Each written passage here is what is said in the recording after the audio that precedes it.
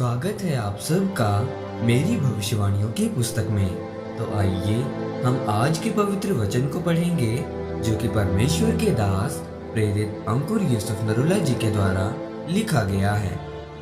आपकी बुलाहट क्या है? जैसा कि पहला पत्रस अध्याय 2 उसकी 9 आयत में लिखा है, पर तुम एक चुना हुआ वंश और राजपदधारी याजकों का समाज और पवित्र लोग और परमेश्वर की निज प्रजा हो, इसलिए कि जिसने तुम्हें अंधकार में से अपनी अद्भुत ज्योति में बुलाया है उसके गुण प्रकट करो।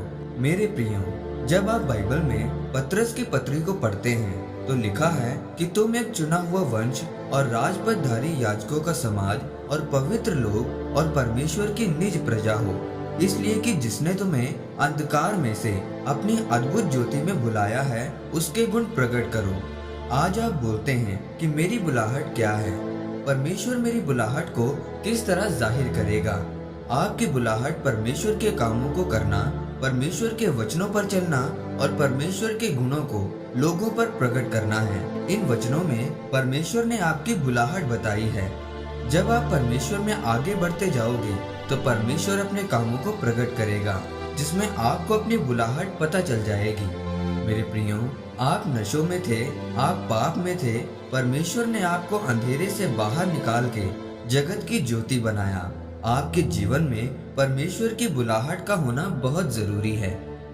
जब आप बाइबल में यूसुफ के बारे में पढ़ते हैं तो लिखा है कि जब यूसुफ के भाई बैठे थे और यूसुफ आ रहा था तो यूसुफ के भाइयों ने उसे इसलिए पहचान लिया था क्योंकि यूसुफ रंग बिरंगे अंगरखे को हमेशा अपने शरीर पर पहने रखता था।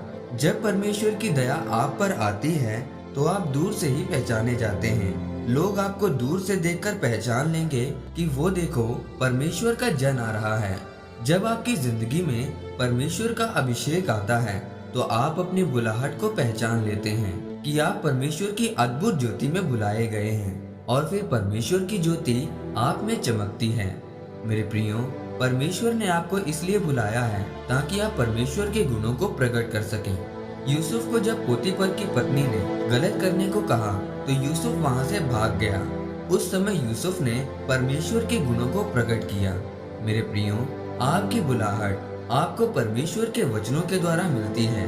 आपके जीवन में परमेश्वर के गुण परमेश्वर की आत्मा के द्वारा प्रकट होते हैं।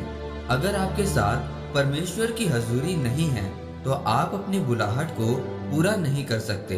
अगर परमेश्वर की हजूरी आपके साथ है तो आप परमेश्वर के गुणों को प्रकट कर सकते हैं। आप जब जब परमेश्वर के वचनों में बढ़ते जाएंगे तो फिर आप समाज में चमकते जाएंगे और परमेश्वर की बुलाहट में बढ़ते जाएंगे।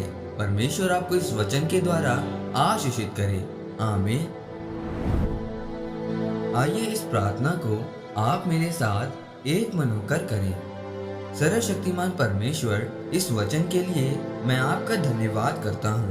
परमेश्वर, मैं प्रार्थना करता हूँ कि आप मुझ पर अनुग्रह करें कि मैं आपकी बुलाहट को समझ सकूं और आपके कामों को कर सकूं। प्रभु यीशु मसीह के नाम में आमीन।